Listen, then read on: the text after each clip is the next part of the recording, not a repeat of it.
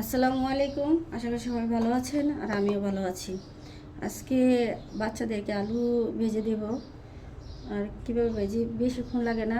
মানে দেখেন, এই যে সামান্য একটু মরিচের গুঁড়ো আর স্বাদ মতো একটু লবণ দিয়ে দিব। আর কিছুই দিব না, হালকা সিদ্ধ করে দিয়েছিলাম। এই যে এখানে আর কিছুই দিব না, এটা দিয়ে মাখিয়ে নিব।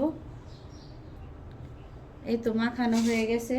আর আমি এখানে একটু ময়দা দিয়ে দিব, যাতে হালকা একটু শক্ত আসার জন্য অল্প একটু ময়দা দিব, বেশি না। আগেই বলছি, আলু ভাজতে বেশি বেশি মশলা লাগে না বা বেশি সময় লাগে না। এই যে আমি এটাও মাখাই নিব ময়দা। এই তো আমার আলু মাখানো হয়ে গেছে, এখন ভাজে নিব। এই যে এটা গরম তেল, একটু আগে আমি মাছ ভাজছিলাম, এই মাছ ভাজা তেলই আমি আলু ভেজে নিব, যেহেতু একসাথে খাবার।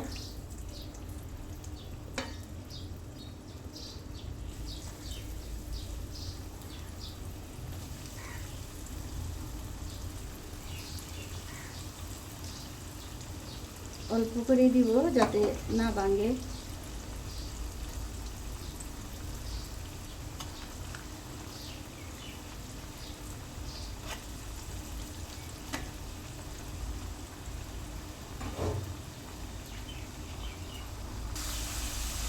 এই দেখেন আলুগুলো ভাজা হয়ে গেছে, এখন আমি উঠে রাখবো।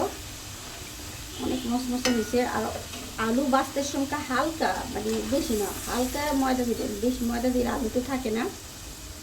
এই যে দেখেন অনেক মশমশে হয়ে গেছে।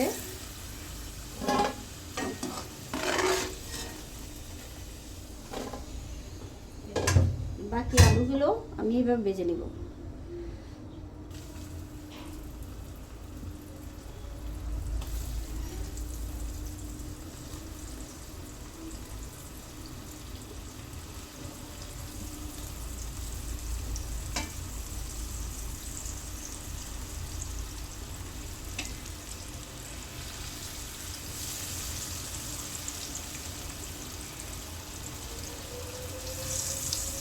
আর অবশ্যই আলু ভাজার আগে হালকা সিদ্ধ করে নেবেন আলুটা, তাহলে সুন্দর হয়।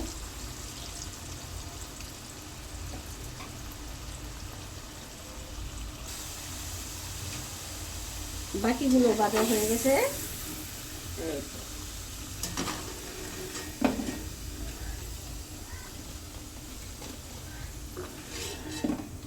কইরা গেল, চুলা একটা নিভাই দেব। এই যে দেখেন কেমন হয়েছে, অনেক মশমশা, অনেক খেতে সুস্বাদু। আল্লাহ হাফেজ।